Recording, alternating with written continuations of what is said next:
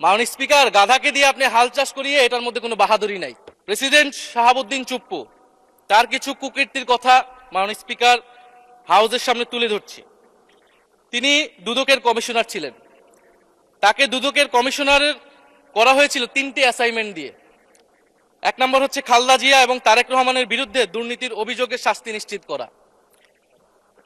2 নম্বর পদ্মা সেতুর দুর্নীতির অভিযোগ থেকে আওয়ামী লীগকে ক্লিন শিট দেওয়া।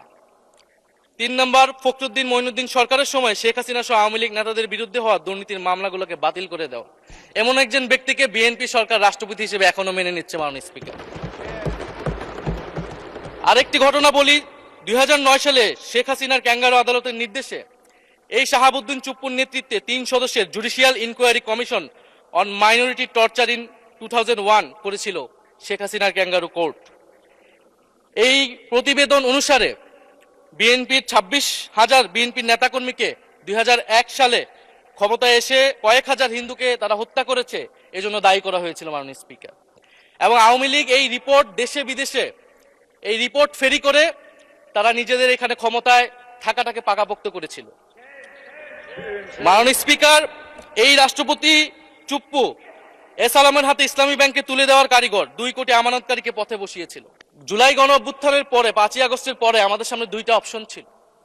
আমরা বলেছিলাম জাতীয় সরকার করতে হবে, সেই জাতীয় সরকারের প্রস্তাব বিএনপি নাকচ করে দিয়েছে।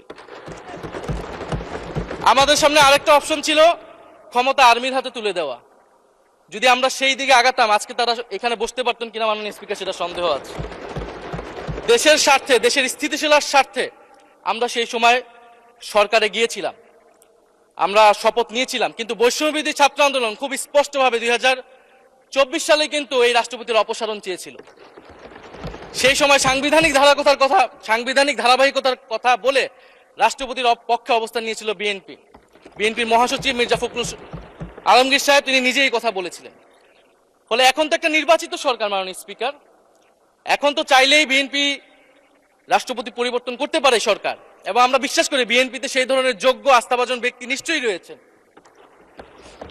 এবং সরকার দলের সদস্যরা অনেকে গৌরবের সাথে বলেছেন যে যেই রাষ্ট্রপতি জিয়াউর রহমানের বিরোধিতা করেছেন সেই রাষ্ট্রপতি এখন জিয়াউর রহমানের প্রশংসা করছে।